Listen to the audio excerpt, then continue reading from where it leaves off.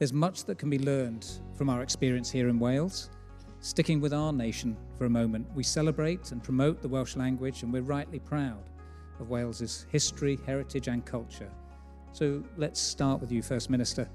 I wonder what your thoughts are on the value of a shared culture in building resilience and binding communities around a common cause.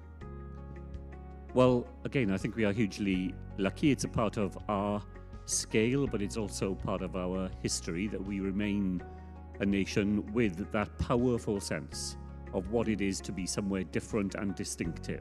A spot on the globe where you are not just some other anonymous place, but you're somewhere with a powerful sense of itself. Of course, our language is very important to us, the oldest language spoken on the continent of Europe, a continuous literature going back 1,500 years. We draw on that every day.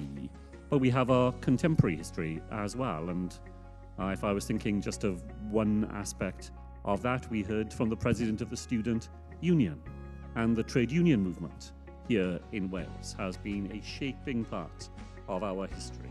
That understanding that you always achieve more when you work together for a common cause.